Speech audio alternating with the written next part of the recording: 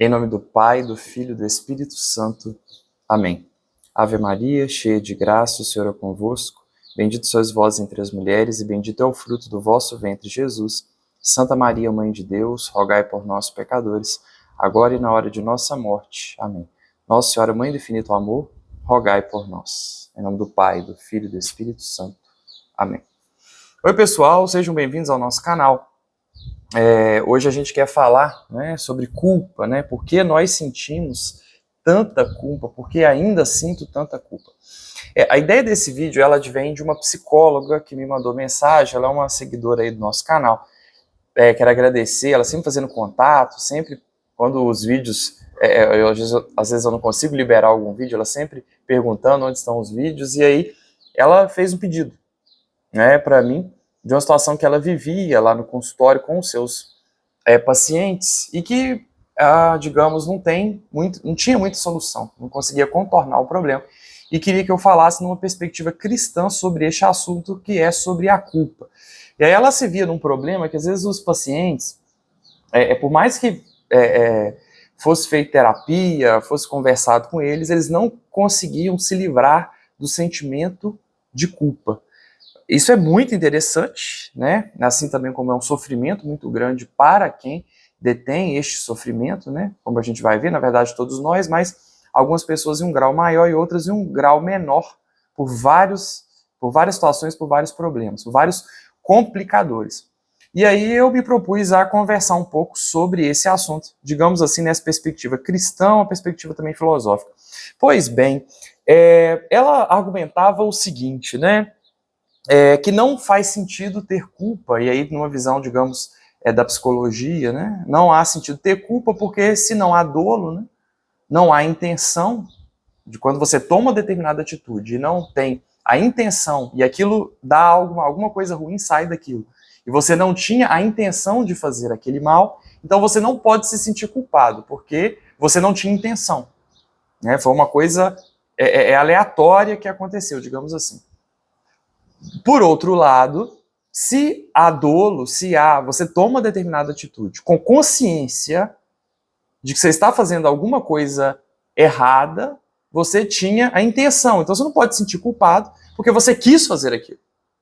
Essa análise digamos assim, interessante, mas ela é incompleta.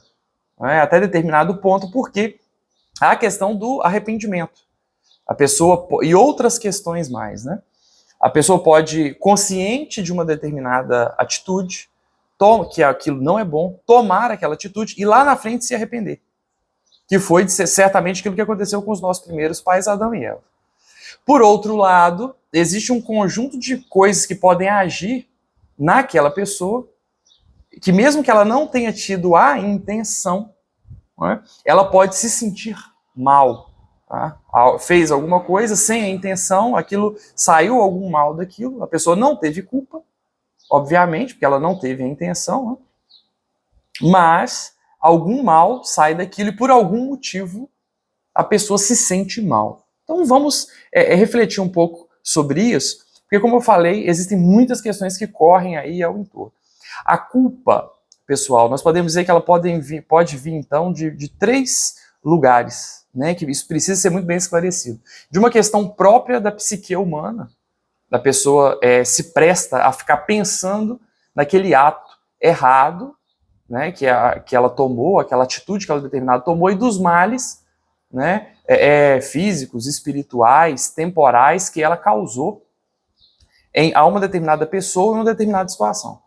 Mas é necessário dizer também que ela pode vir do pecado original, como a gente vai ver, e também da própria tentação diabólica. Então, falando um pouco da alma humana, digamos assim, das potências da alma, como que funciona esse próprio mecanismo de culpa. Nós temos em nós um conjunto de crenças, um conjunto de valores. Eu acredito muito que esse conjunto de crenças e valores, algumas coisas, claro, elas nos são ensinadas ao longo da nossa vida. Sua mãe te ensinou que você não pode levar o lápis do coleguinha para casa. Roubar não é uma coisa boa.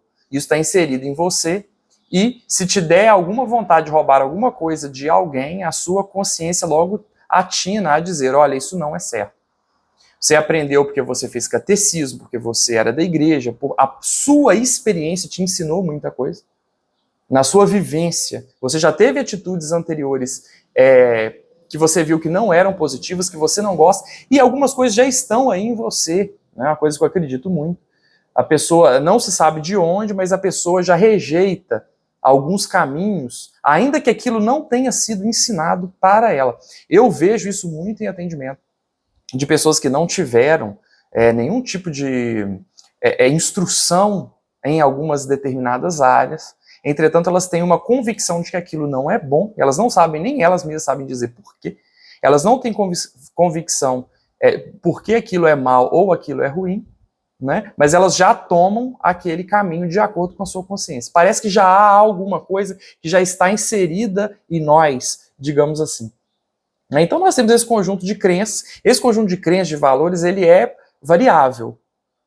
Algumas pessoas consideram algumas coisas como erradas, como ruins, e outras coisas como boas, e isso é diferente de pessoa para pessoa, por causa dos muitos processos pelas quais a pessoa passou até ali, né? E por causa de uma característica própria de cada pessoa que para nós é insondável, poderia dizer que é alguma coisa do espírito, né? Mas alguma coisa que para nós, digamos assim, é insondável.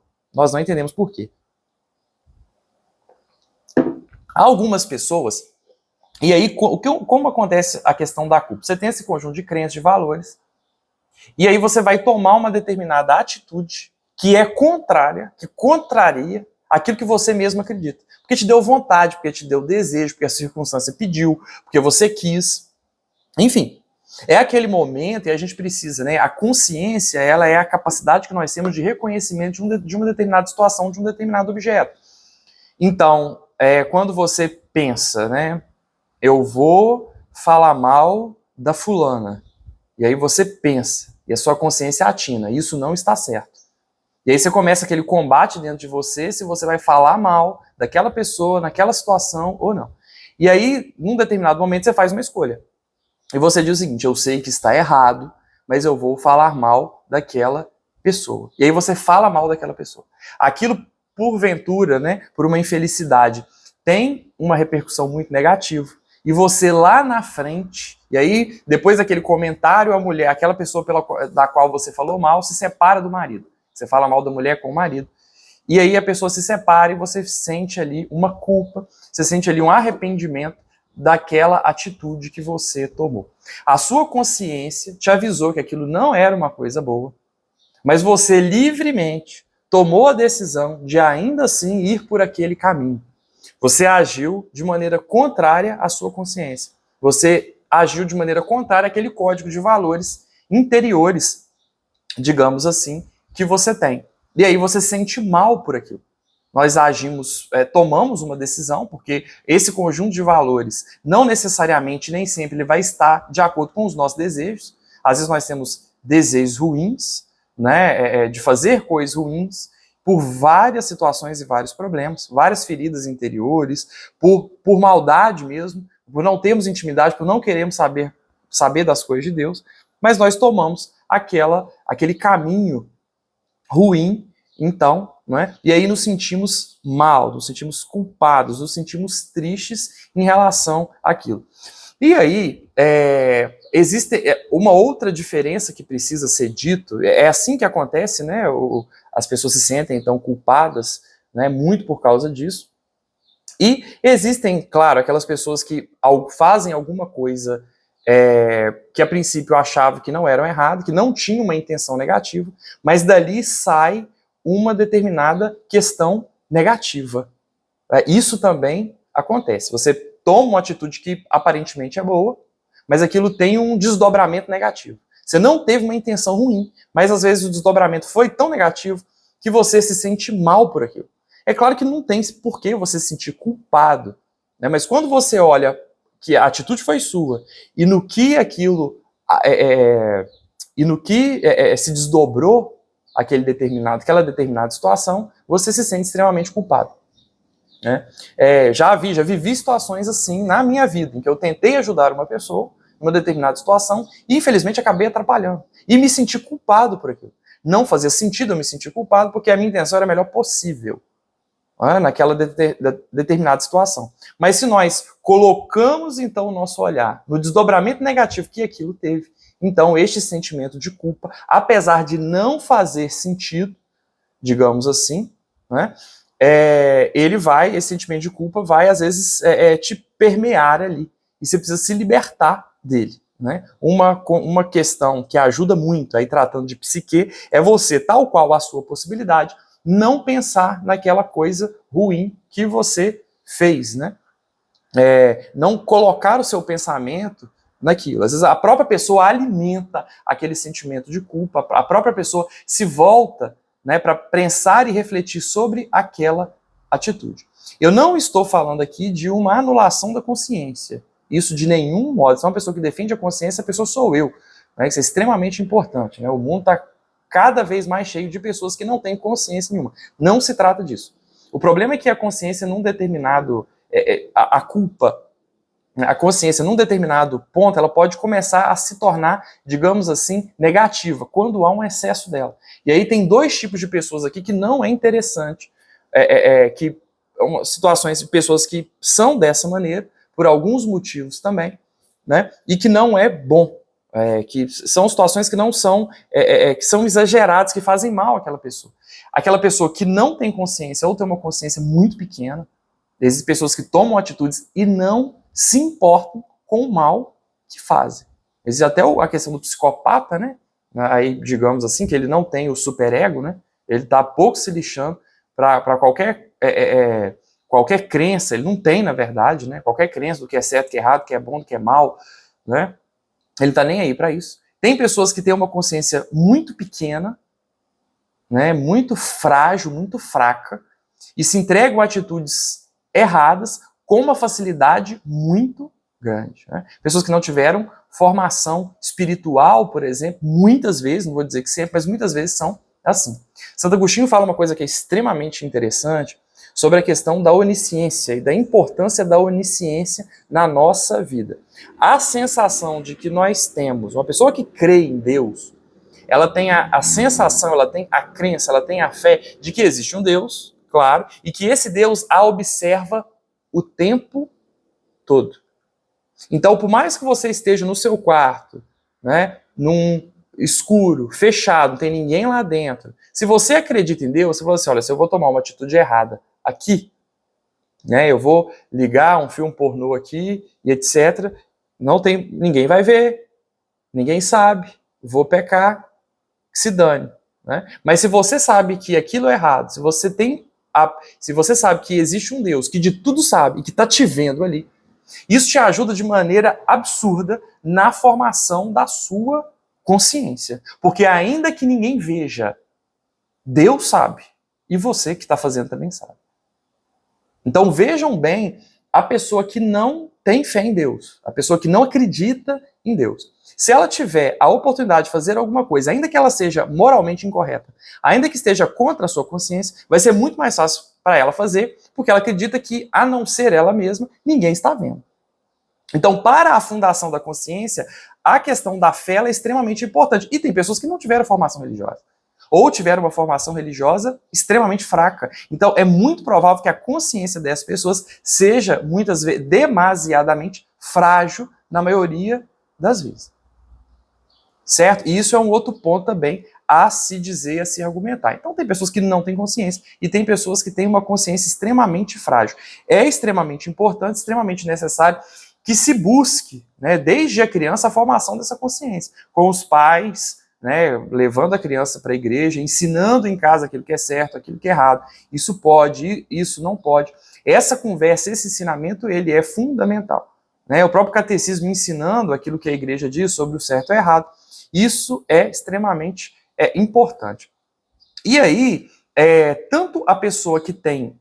Existem as pessoas que têm essa consciência frágil, como eu falei, né? Ou não tem consciência, né? Isso é uma doença já. Assim também como existem as pessoas que têm uma consciência extremamente exagerada, o que também não é positivo. Essa pessoa acaba caindo em escrúpulos, com excesso de preocupação, sobre as atitudes que toma. Isso acaba sendo fonte de estudos psicológicos, muitas vezes até psiquiátricos. E olha só que é curioso, né? Porque isso acaba atrapalhando também o próprio crescimento espiritual. A pessoa muito escrupulosa, ela tem dificuldade muitas vezes de se rezar, porque olha para Deus como um grande ser maligno que está com os dois olhos estatalados, observando cada uma das suas atitudes, das atitudes dela, né? E ela está o tempo inteiro tentando se limpar dos seus muitos pecados, não entendendo que Deus é amor, não confiando, né, na bondade, no amor e na misericórdia de Deus, que precisa permear toda a nossa vida e toda a nossa história. Esses dois tipos de pessoas, eles não são positivos, digamos assim. Né? São distúrbios, uma consciência exagerada, desnecessária, né? Ou uma consciência, ou a ausência dela, ou ela muito frágil.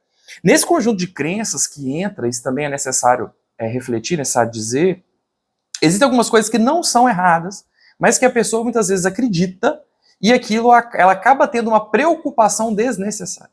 Eu lembro de uma vez, de um atendimento de um jovenzinho que tinha me procurado, que vivia o pecado da masturbação e queria se livrar daquilo, e pediu minha ajuda em atendimento, em oração, e etc. E aí eu fui sentar para conversar, e aí ele vivia aquela luta, um atendimento, o outro caía, levantava, aquela história. E aí chega num determinado momento, um dia no atendimento, ele falou, Vinícius, eu felizmente pequei, etc. E aí ele falou assim, pecou, poxa, que pena, né? Eu acabei caindo, mas assim, eu não tive culpa, eu tava dormindo, e aí eu tive um sonho, e aí ele foi me escrever, na verdade, o que ele teve, na verdade, não foi masturbação, foi uma poluição noturna. Só que ele não sabia, né, o que era poluição noturna, não sabia que aquilo era natural, que não se tratava de um pecado, que aquilo iria acontecer mesmo caso, né, ele optasse pela castidade, por não viver a masturbação, a pornografia, né, e às vezes estava preocupado por uma questão que não era pecado, e se sentia culpado por aquilo. Isso também acontece. Às vezes nós temos alguns registros dentro de nós, nossos conjuntos de crenças, que não estão errados, não são nem pecado, e às vezes a gente acaba carregando isso, né? Esse jugo que não é suave e esse fato que também não é leve. É muito complicado, os judeus na época, né? Isso é uma coisa que é bastante interessante, mas os judeus na época, né? A gente sabe que Deus deu os 10 mandamentos a Moisés, mas que os judeus tinham mais de 600 mandamentos. O próprio sistema religioso, muitas vezes, acaba por criar, as pessoas vão, às vezes, criando códigos de coisas que não são pecado. E, às vezes, acaba amedrontando e assustando as pessoas. O próprio sistema religioso, muitas vezes, faz isso. E isso é complicado. Quando eu digo sistema religioso, eu digo não o sistema religioso em si, mas pessoas, né? Às vezes eu vejo, às vezes, padres ou pessoas, assim, às vezes não estudam, não tem muita noção, nunca estudou moral na vida, tinha que estudar no seminário, às vezes não estudou, não sei porquê, ou mesmo pregadores, que começam a inventar regras e leis e coisas que sequer são pecado, colocando, às vezes, a pessoa num estado de medo exagerado. E isso também não é positivo.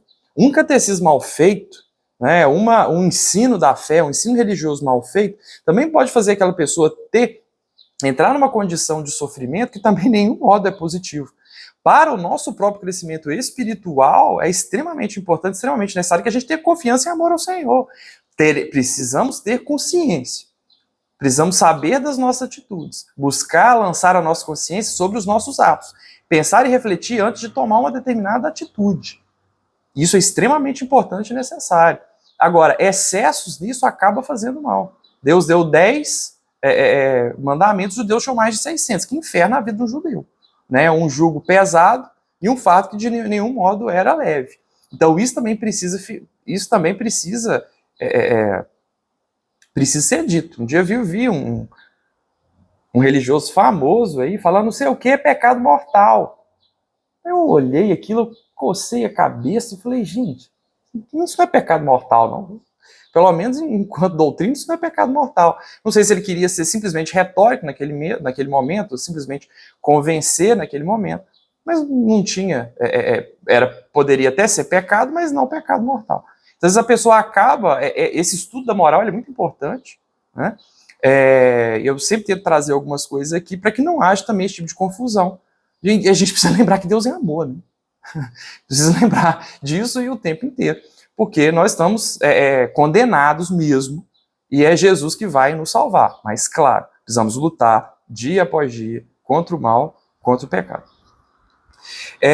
E aí, existem pessoas também que têm sentimentos de culpa porque ao invés de ter uma perspectiva racional sobre as próprias atitudes, elas acabam tendo uma perspectiva sentimental. Quando eu digo sentimental, eu me refiro da seguinte maneira: a pessoa age muito mais por aquilo que ela sente do que por aquilo que ela raciocina. Então, nesse aspecto da consciência, é fundamental que a razão nos permeie, que a razão seja aquela que vai nos guiar, com a ajuda, com a oração, com a luz do Espírito Santo, mas de modo racional. Eu pensar, eu refletir sobre se aquela determinada atitude, se ela está certa ou se ela não está certa. Às vezes a pessoa sente, aconteceu uma determinada situação, ela fez alguma determinada situação, aquilo não é pecado, mas a pessoa se sentiu mal por aquilo, e aí simplesmente por ter se sentido mal, ela começa a desenvolver ali um sentimento de culpa. Existem pessoas que tomaram atitudes 20 anos, 30 anos atrás, 20, 30 anos atrás. E as pessoas ainda hoje se sentem culpadas e não se conseguem perdoar pelas atitudes erradas que tomaram durante a vida. Meu Deus do céu. Como as pessoas muitas vezes são perturbadas por isso, como nós somos perturbados por isso, né? Uma questão, né, a gente vai falar um pouco mais à frente sobre a questão dos sacramentos, mas que é bom salientar aqui é a própria importância da confissão. Né? Quando você se confessa, né, você é perdoado por Deus através daquele sacerdote dos seus pecados mortais, seus pecados veniais. E se morresse ali, naquele momento, para o inferno você não iria por causa daquelas atitudes. Ter esse perdão de Deus, para nós católicos, é um conforto absurdo. Absurdo. Porque nós temos, então, essa oportunidade de saber, na nossa fé, que nós fomos perdoados por aquilo. Claro que as perspectivas, né, as consequências temporais, elas continuam. Né? Eu matei uma pessoa, me confessei, né, me arrependi, me confessei, você vai pro inferno por causa daquilo? Não.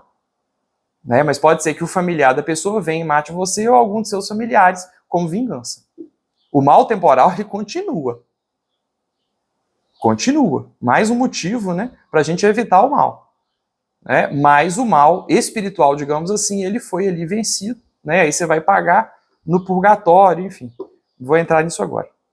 Mas você consegue, então, ali, né, a sua redenção frente ao Senhor, através do arrependimento sincero, de uma boa confissão, né, e conversando com aquele sacerdote.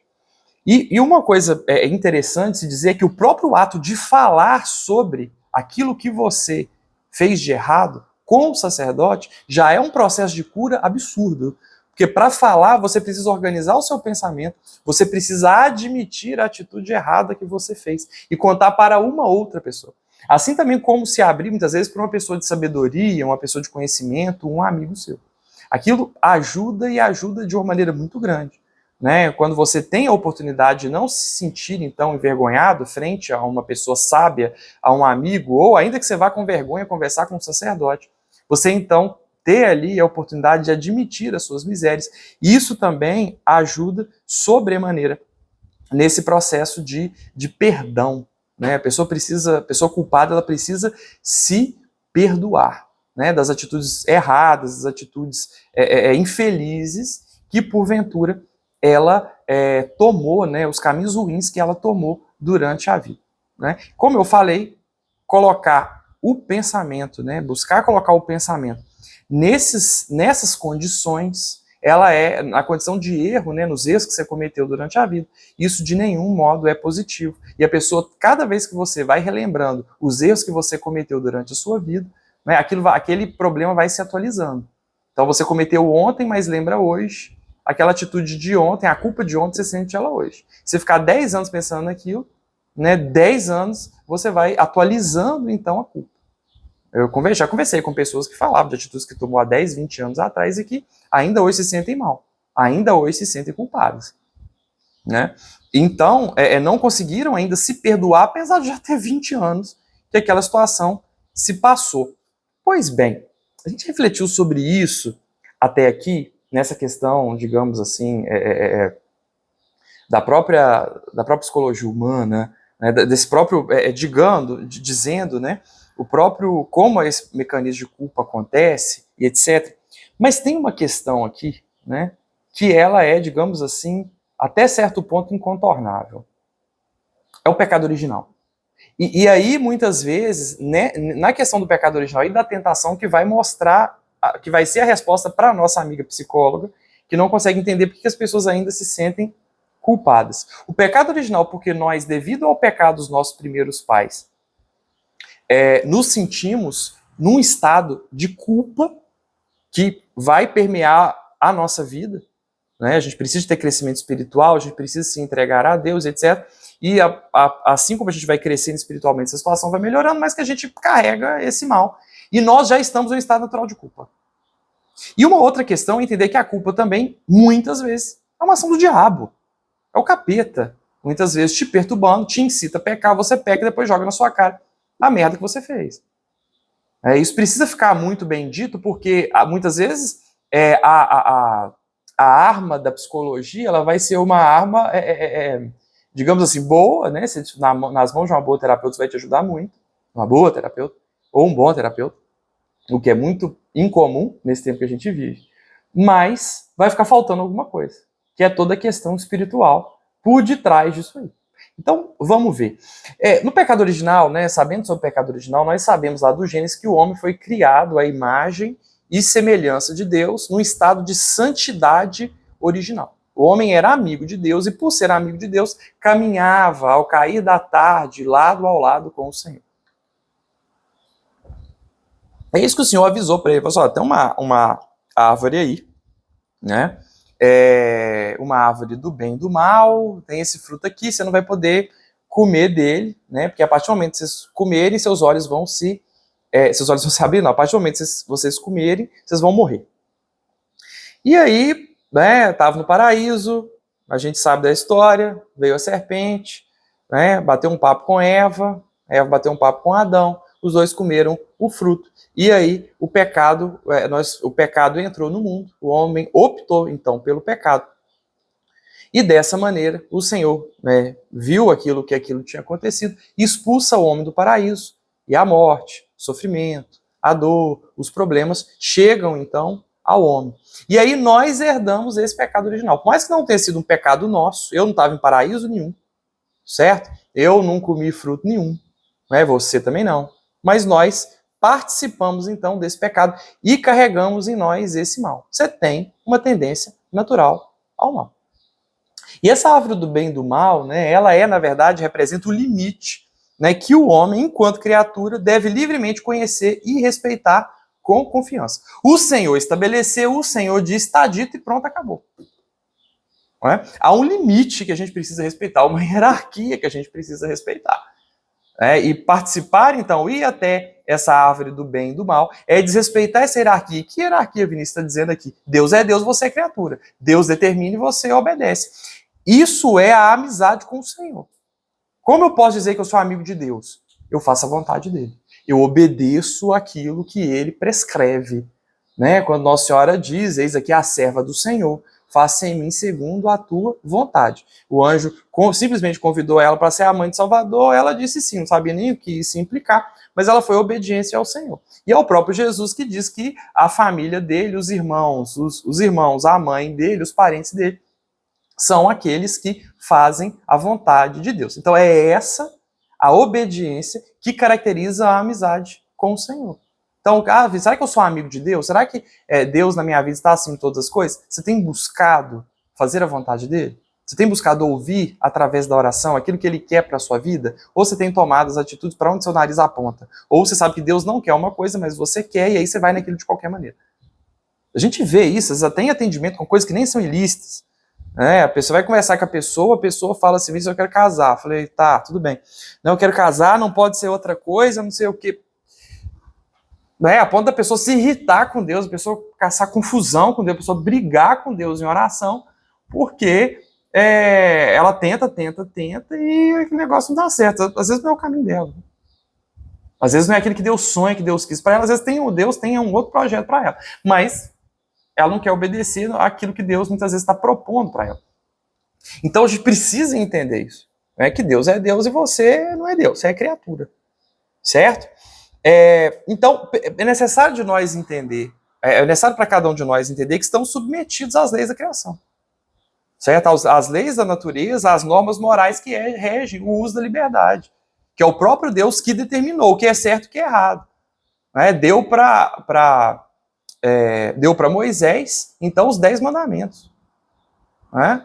Beleza, é Deus dizendo ao profeta, prescrevendo ali por onde aquela pessoa, né, por onde nós deveríamos, então, ir. Né?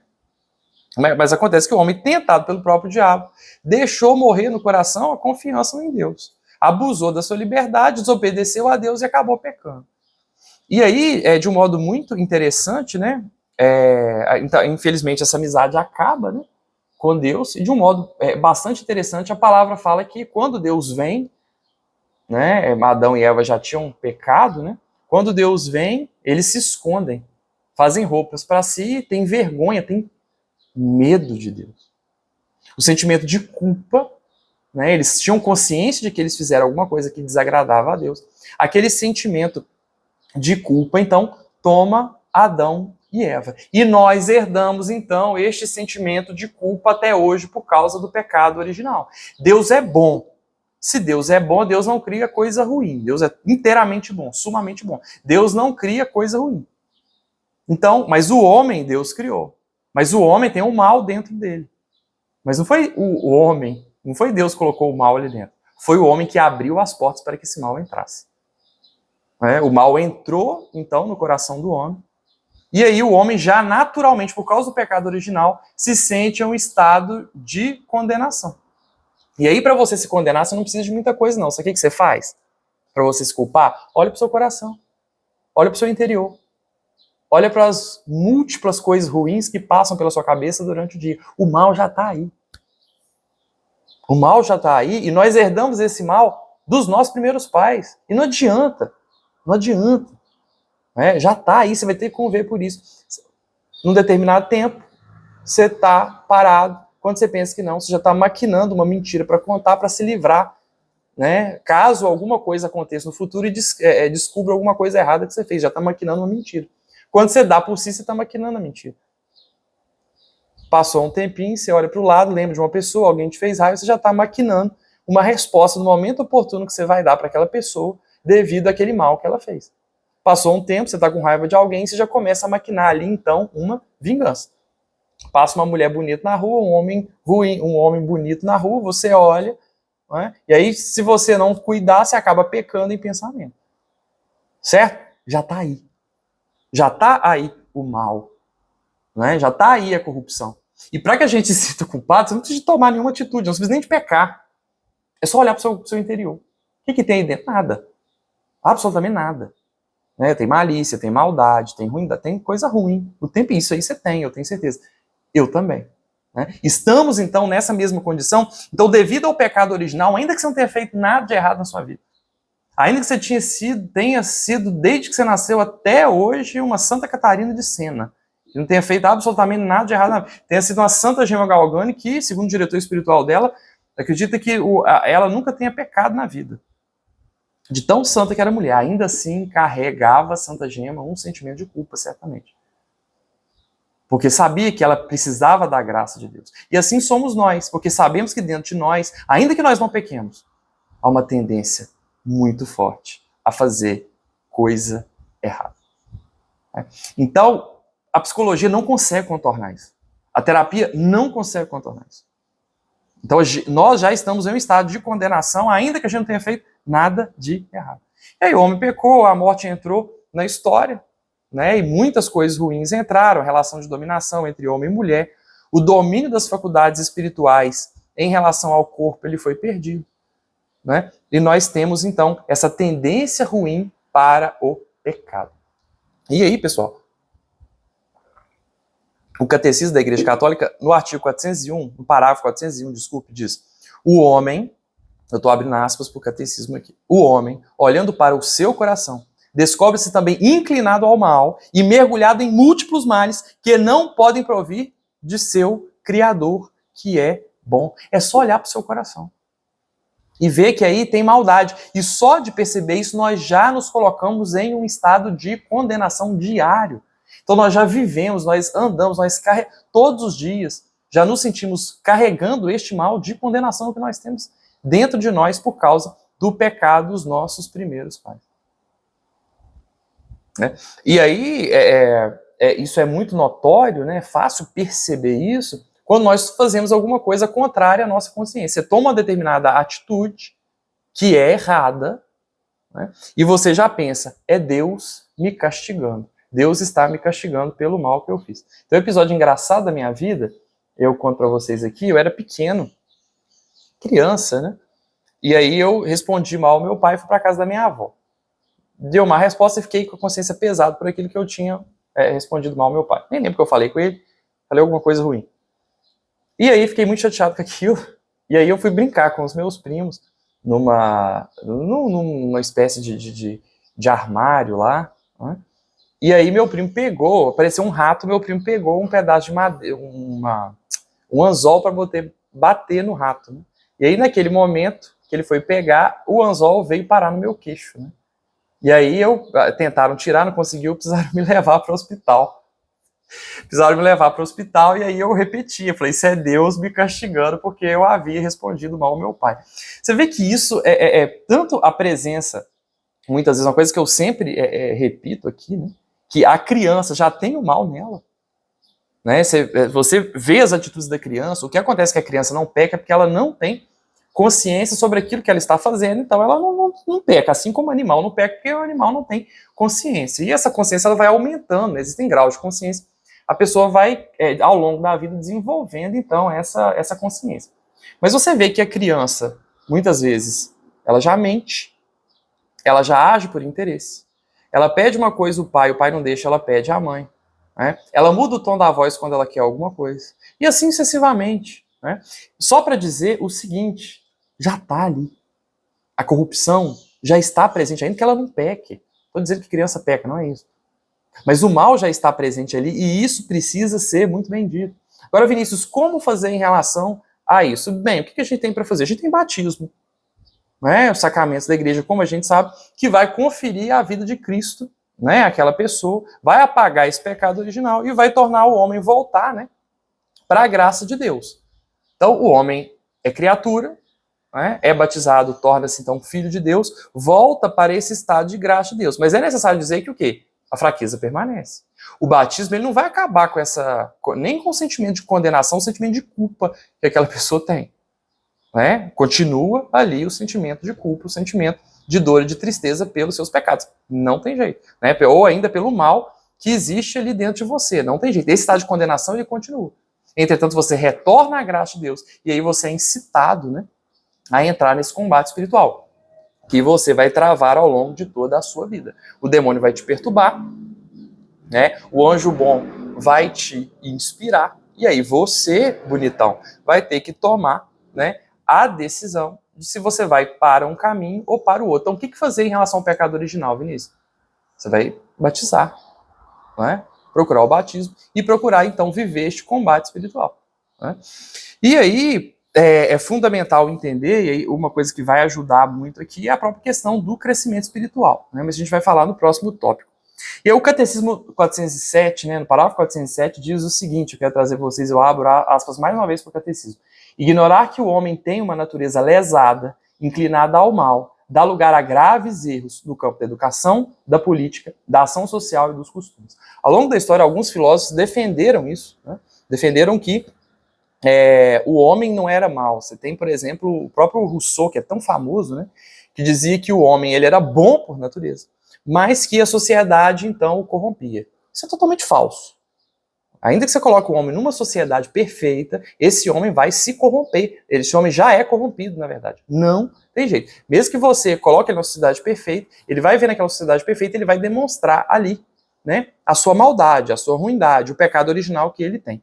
Gente, é tão fundamental entender essa questão do pecado original e que de todas as filosofias que existem Nenhuma consegue descrever tão bem a realidade que essa compreensão da maldade que existe no coração do homem por causa do pecado original. O homem é ruim, o homem é nefasto, o homem não presta. E isso precisa ficar muito bem dito. A sorte nossa é que nós tivemos um Salvador que nos reconciliou com o Pai. E através da vida de Cristo, né, através da busca por Jesus, através de uma vida espiritual, dos sacramentos da igreja, da busca pela graça de Deus, essa graça de Deus é em nós infundida e nós conseguimos então chegar, por graça de Deus, a um estágio de santidade. Retornar então ao longo da nossa vida, né, essa amizade com o Senhor que os nossos pais lá perderam. Temos a graça do batismo, que a gente é iniciado, mas que a gente vai ter um combate depois disso. Então o homem é ruim. Isso acaba, nos atrapalha, como muito bem diz o catecismo, né? Isso acaba causando graves erros na educação, na política, né? Da ação social e nos próprios costumes. Né? O próprio socialismo, o comunismo, ele nasce influenciado por Rousseau. Né, nessa perspectiva de que o homem era bom, o Estado vai criar então uma sociedade perfeita para colocar este homem lá e vai ser tudo maravilhoso, tudo perfeito, proclamando o céu na terra. Então não precisa nem de Jesus vir, porque o mundo perfeito vai ser esse mundo aqui. Isso nos distancia da realidade de uma maneira terrível. O homem é ruim, você é ruim, bonitona, eu sou ruim, mas nós precisamos de Deus, precisamos da graça de Deus para nos santificarmos. Então, o que vai nos ajudar a vencer este estado de culpa? Né? O que vai nos ajudar? O crescimento espiritual. A busca pelos sacramentos, a busca pela confissão, a busca pela comunhão, por viver uma vida corretamente, por buscar a graça de Deus e olhar para o Senhor e não para si. Não olhe para os seus pecados. Minha irmã, meu irmão, não olhe para suas misérias, não olhe para dentro de você, senão você vai se arrepiar. Porque o que tem aí é o pior possível, eu sei que é. Porque eu olho para dentro de mim também e me assusto todos os dias com o que sai daqui. Essa compreensão da natureza humana, da nossa condição miserável, decaída, pecaminosa, ela é fundamental. Então nós precisamos estar em um estado de arrependimento constante, mas não no estado de culpa. Confiantes na bondade, na misericórdia, no amor de Deus, que ama tanto que subiu numa cruz, que deu o próprio Filho, por amor a mim, por amor a você, para a redenção, né? Para que nós um dia possamos estar no céu com o Senhor. Então o que eu posso fazer para reduzir a minha culpa? Procure um bom terapeuta. Né? Já dissemos sobre isso aqui. Às vezes é uma questão psicológica, você precisa de trabalhar. Mas todo ser humano vive sob um estágio de culpa. O batismo nos ajuda nisso. E a vida na graça, a vida teológica, buscar então os sacramentos, buscar ser uma pessoa melhor, a confissão, a comunhão, a vida espiritual, a oração do texto, enfim. Isso vai nos ajudar, vai nos reduzir, né, esse sentimento de culpa. E a psicologia sozinha ela não consegue fazer isso. E nem vai conseguir. Né? Assim como, é claro, dependendo da situação, a pessoa tem um problema psicológico que precisa ser tratado pelo terapeuta. E só a vida espiritual também não resolve. Então, muitas vezes é uma abordagem aí multifatorial que você vai ter que fazer nesse paciente. Né? E a terceira e última questão, para a gente finalizar por fim a nossa conversa, é a tentação. O diabo, o que ele faz? Te perturba para que você peque, te tenta para que você peque, você peca. Depois ele joga na sua cara o seu pecado. E aí você fica remoendo ali por uma ação espiritual. Né? A própria ação espiritual, o demônio é um anjo, né? Ele possui um intelecto, e o intelecto ele possui, né? Claro que um anjo tem vontade, enfim, tem as potências, tem vontade, enfim. Mas o anjo também tem intelecto. E o intelecto tem o quê? Ideias. Então o que o demônio faz? Sugere ideias. Então ele vai jogando na sua cara, de pensamentos que você acha que são seus, mas não são.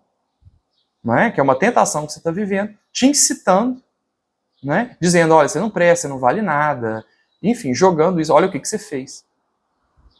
E aí você está em um estágio de tentação. E por mais terapia que você faça, também não vai resolver seu problema. Você precisa de quê? De vida espiritual, de oração, de crescimento espiritual.